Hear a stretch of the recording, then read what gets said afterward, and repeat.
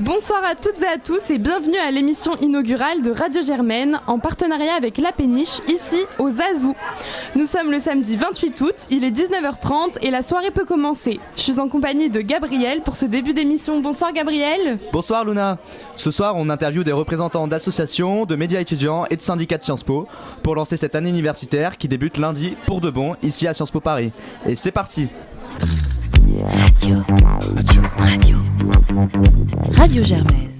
Notre première invitée, ce sera Laura de Sciences Po Environnement, la secrétaire générale. Bonsoir Laura. Bonsoir. On est ravis de t'accueillir.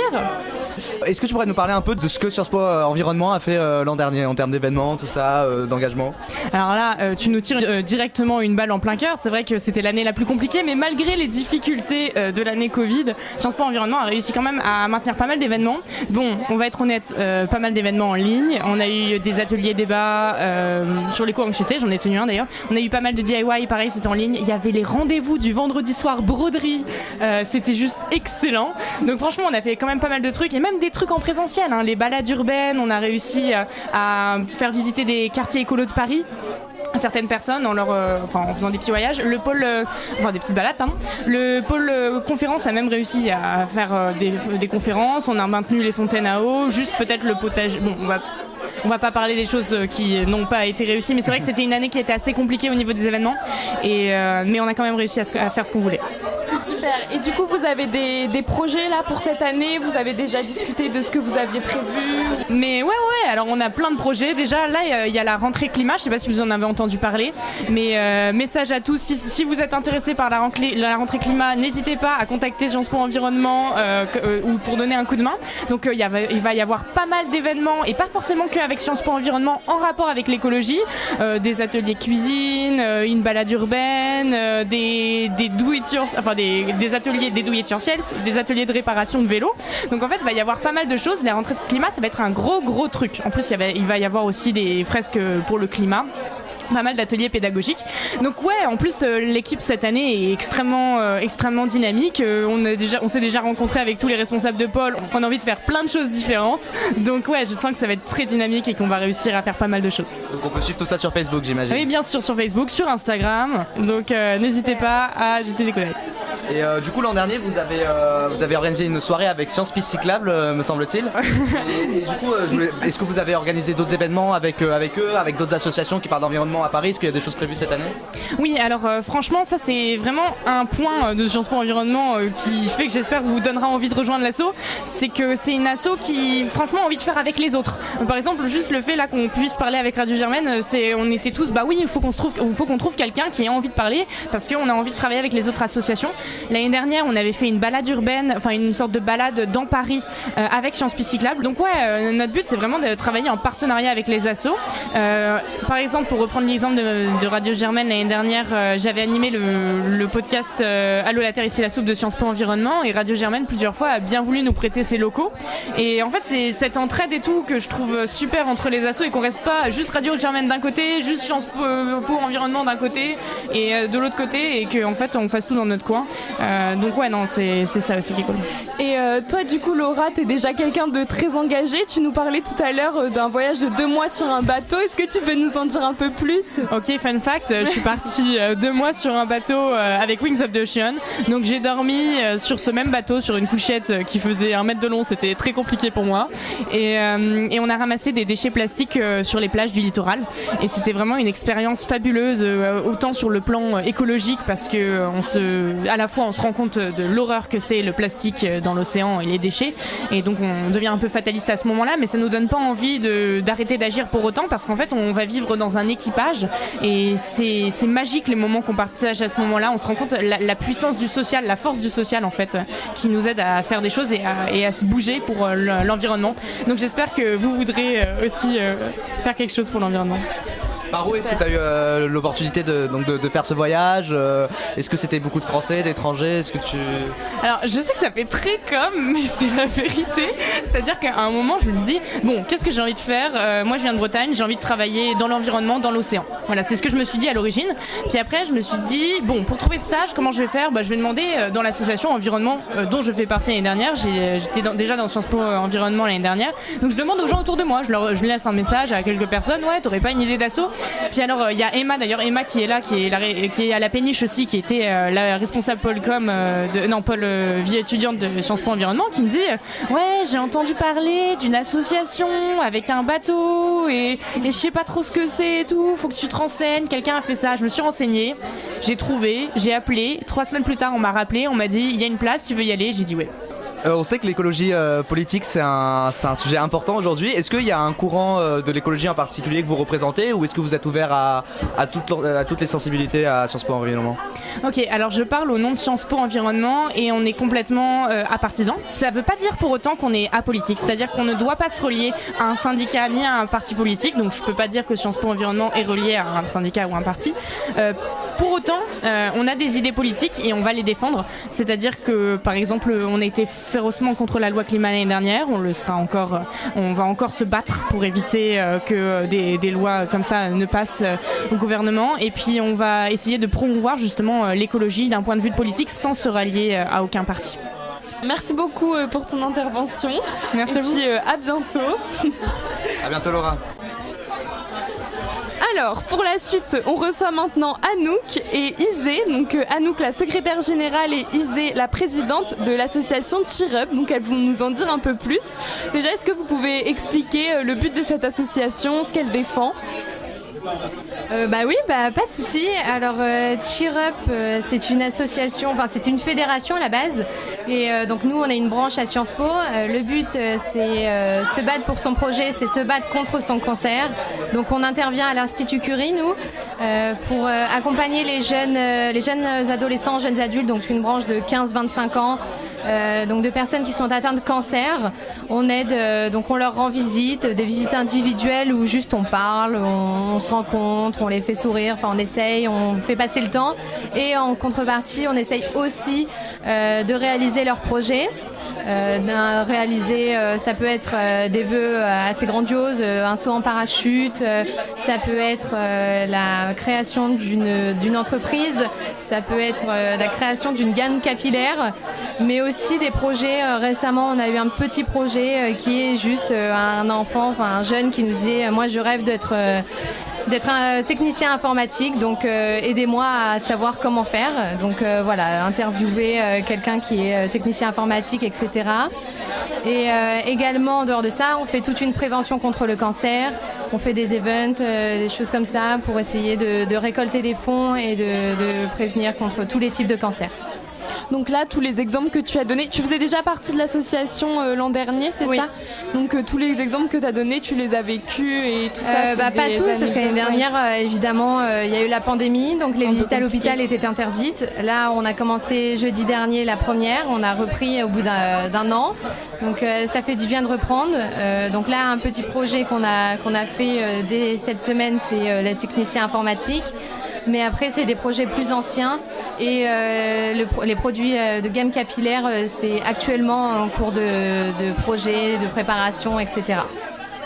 Donc vous menez aussi des actions de sensibilisation contre le cancer. L'an dernier, on a notamment vu votre campagne d'affichage contre le cancer du sein. Est-ce qu'il y a des nouvelles campagnes de sensibilisation prévues cette année, notamment pour Octobre Rose? Alors oui, on fait beaucoup de sensibilisation. L'année dernière, ça a été sur les réseaux et un petit peu en présentiel quand ça s'est ouvert. On essaye de faire un peu les deux. Comme campagne de sensibilisation, on essaye toujours d'être en accord avec le thème qui est donné pour le mois. Donc c'est pour ça qu'en octobre, il y a eu...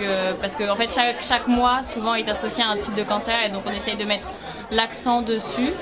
On a commencé à établir un programme mois par mois, type de cancer, ou alors parfois on élargit un petit peu le spectre du thème, qui va un petit peu en dehors du cancer, mais qui reste dans le domaine, on va dire, de la maladie et de la prévention. Là, septembre arrive, donc septembre c'est dédié au cancer pédiatrique par exemple, donc c'est vrai qu'Octobre Rose est très connu, Movember aussi, plus pour les hommes, la moustache, etc.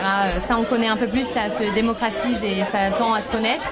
Nous aussi, on va beaucoup axer sur les cancers liés à l'alcool, à la cigarette, etc. Aussi les cancers de la peau avec l'été, quand il y aura l'été qui, on espère, reviendra. Donc voilà, c'est plein de projets comme ça et on va essayer aussi de faire des projets inter-asso au Sciences Po, mais aussi avec des branches de cheer-up qui sont en dehors de Sciences Po. Justement, je voulais vous en parler parce que comme vous aviez dit que vous étiez qu'une branche de base, c'est la fondation Cheer Up. Qu'est-ce que vous avez prévu du coup, des actions en partenariat, c'est ça, ou plus à une autre échelle peut-être? Alors c'est vrai qu'on a cet appui de la fédération qui est vraiment pas mal et on a prévu donc l'année prochaine pour 2022 on aimerait bien faire une campagne avec je crois que c'est HEC qui a une branche Cheer Up qui est pour les cheveux parce que quand c'est le cancer il y a quand même cet aspect là à prendre en compte et c'est il me semble le nom de l'événement Easy, rappelle-le-moi. Fake hair don't care. Voilà. C'est se couper les cheveux pour aider à la conception des perruques, puisque les perruques ça coûte extrêmement cher pour les femmes notamment qui perdent leurs cheveux quand elles ont par exemple le cancer du sein, mais aussi d'autres cancers, faut pas l'oublier. D'accord. Merci beaucoup. Si vous avez un dernier mot pour peut-être faire un appel à de nouvelles recrues. Écoutez, n'hésitez pas à venir dans notre association, à nous contacter si vous avez des questions, etc. C'est une association qui fait sens à mon avis, et puis c'est une association qui est petite au niveau de Sciences Po. Et donc il y a toujours quelque chose à faire et on ne se sent pas inutile, on n'est pas submergé par les autres bénévoles, etc. Donc tout le monde est à sa place. Merci beaucoup, bonne soirée. Cette fois-ci, on reçoit l'association Les Engagés de Sciences Po. Donc, nous sommes avec Romane, secrétaire générale adjointe de l'association, et Rémi, le trésorier de l'association. Bonsoir. Bonsoir. Donc, ravi de vous avoir avec nous. Tout d'abord, est-ce que vous pouvez nous présenter un peu votre association en quelques mots? Alors, Les Engagés, c'est un mouvement citoyen qui, tout simplement, promeut le débat politique chez les jeunes. Pour résumer un petit peu l'idée de départ, on observe assez facilement une défiance dans le pays entre les élus, ou du moins les personnes engagées en politique, avec les citoyens, et en particulier les jeunes. On l'a vu par exemple au taux d'abstention gigantesque durant les régionales. Et du coup, sans passer par le mode d'un parti où on va être militant, où on va avoir vraiment une opinion politique pour un candidat, nous tout simplement ce qu'on veut c'est débriefer l'actualité, donner notre opinion, débattre tout simplement et promouvoir l'engagement pour entraîner les jeunes à se positionner. Voilà, et du coup ça permet vraiment de promouvoir d'autres formes, comme l'a dit Romane, d'engagement. Donc on a par exemple la pétition qui s'est beaucoup développée, on a vu beaucoup de pétitions, notamment par exemple avec le développement du numérique, avec les confinements successifs. On doit adapter nos manières de s'engager, et ça peut être du militantisme par exemple pour aider des personnes dans le besoin, etc., pour promouvoir des valeurs qui nous semblent importantes, et aussi parfois les confronter, c'est-à-dire en organisant le débat, et auquel cas pouvoir nous réunir et parler, parce que c'est quelque chose d'extrêmement important dans une démocratie, et que trop souvent les débats sont partisans, c'est-à-dire qu'on va entendre des responsables politiques qui vont s'écharper pour une place plutôt que pour une mesure ou une idée. Votre association Les Engagés a été créée l'an passé, si je ne m'abuse. Qu'est-ce que la reprise en présentiel va changer pour vous, étant donné évidemment les conditions de confinement, etc. de l'an dernier? Alors nous on dépend d'un mouvement national, et ce qui s'est passé l'année dernière, donc c'était un petit peu compliqué en raison des conditions sanitaires, une sombre histoire de pangolin, mais du coup ce qui s'est passé c'est qu'on a beaucoup utilisé le numérique comme on l'avait dit. Donc Zoom c'est un outil génial qui permet de connecter des gens, et donc ça nous a permis par exemple de faire débattre ensemble des premières années. Romane et moi on en a fait partie, donc voilà, c'était sur la bioéthique et sur la 5ème République. Ça nous a permis aussi de faire un débat tardif dans l'année, le 3e tour des régionales, où après l'élection on a permis aux étudiants de revenir en parler, notamment ceux qui ont pris part à la campagne, donc c'est pas incompatible engagement partisan et apartisan. Et donc on a eu ces débats cette année. Avec le retour en présentiel, il y a beaucoup de nouvelles perspectives qui s'ouvrent à nous, et donc on va faire par exemple ces débats en présentiel. Les Engagés, ça a été créé il y a quelques années par un ancien de Sciences Po d'ailleurs qui s'appelle Grégoire Cascara. Et en fait, Les Engagés, c'est vraiment renforcé l'année dernière puisqu'on a créé un plus grand bureau, on s'est étendu, on est dans plusieurs campus et on est vraiment à 3 échelons. C'est-à-dire qu'il y a le bureau national, c'est-à-dire que les engagés ça existe vraiment dans la vraie vie. Ensuite il y a le bureau de section de Sciences Po Paris, de toute façon vous allez pouvoir trouver les engagés de Assas. Et à l'intérieur de Sciences Po il y a du coup les différents campus. Et comme l'a dit Rémi, Zoom ça va permettre justement des événements intercampus. Et je me demandais pour les débats précisément, comment ça s'organise, les thèmes, comment ils sont choisis, c'est un vote? Alors, ce qui s'était passé l'année dernière, c'est qu'on n'avait pas une association encore très développée, du coup on avait choisi les thèmes et puis après les personnes étaient contactées au cas par cas.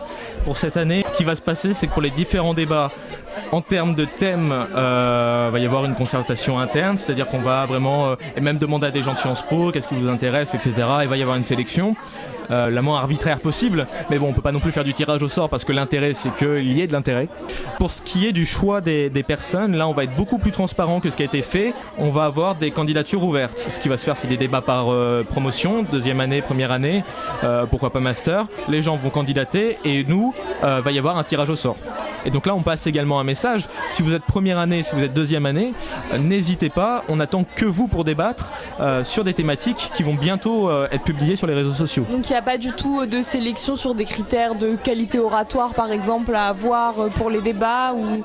Non justement, en fait c'est ça qui est assez intéressant, c'est que les engagés, comme on fait des débats entre nous, pas forcément avec des invités ou des élus, ou c'est pas systématique, ça permet vraiment de progresser parce que vous êtes en face d'un camarade qui a le même âge que vous, qui fait le même cursus, donc qui a à peu près les mêmes connaissances. Bon, il y a forcément parfois des différences de culture, d'aisance, mais globalement ça permet vraiment de progresser sans jugement, sans trop de stress, parce qu'on est vraiment entre nous, il n'y a pas de notes. Et je voudrais aussi compléter sur le choix pour les débats. Dans les sujets, on choisit quand même dans l'actualité. Donc puisque vous nous avez expliqué que le but de l'association était entre autres de permettre aux gens d'apprendre à débattre et de se former, est-ce que vous aurez des formations ou est-ce que l'objectif c'est plutôt d'apprendre sur le tas? On va pas faire de formation ou on en fera, mais en tout cas c'est pas encore prévu pour le moment, pour la simple bonne raison que on considère que être citoyen en France c'est déjà une compétence, c'est un droit acquis et donc il est important de le faire vivre. C'est-à-dire qu'on considère qu'il n'est pas nécessaire forcément d'avoir fait telle ou telle formation oratoire pour prendre la parole et que vivre sa citoyenneté ce n'est pas simplement mettre un bulletin dans l'urne tous les 5 ans. Et donc notre rôle c'est aussi de faire vivre cette démocratie et quand je disais vivre la démocratie c'est vraiment y prendre part et ne pas refouler quelqu'un sous prétexte qu'il bégaye un petit peu. C'est pas du tout notre optique et notre optique c'est vraiment l'inclusion de toutes et tous sans forcément un préalable de formation. C'est pour ça que c'est pas notre priorité pour aujourd'hui. Est-ce que vous pourriez nous expliquer la différence de but et de fonctionnement entre votre association et d'autres associations comme Sciences Po TV ou le Parlement étudiant? En fait, les engagés, on a remarqué que ça a quand même trouvé un très bon écho. Donc je pense que notre présence est justifiée. SPK, on a quand même vu qu'ils sont vraiment spécialisés dans le concours, l'éloquence. Et puis vraiment les discours, c'est plutôt des battles en décalé, c'est pas forcément des débats, donc de ce point de vue-là, ils ne répondaient pas forcément aux attentes. Sciences Po TV, ça reste quand même du débriefing journalistique. Quand ils reçoivent un invité, c'est vraiment un portrait qui est dressé. Par exemple, ils ont reçu Rachida Dati, c'était très intéressant, elle n'était pas vraiment mise en danger. N'importe quelle personnalité politique peut, entre guillemets, faire sa promotion. Nous, on essaiera de créer quelques petits risques pour vraiment provoquer le débat entre l'invité et nous. Et le Parlement des étudiants, il y a du débat, mais ça reste vraiment sur le format parlementaire. Il n'y aura pas le côté plateau de télé avec nos invités et vraiment un débat beaucoup plus libre, sans vraiment de convention. Voilà. Eh bien, merci beaucoup pour toutes ces informations. Bonne soirée à vous. Merci. Radio Germaine.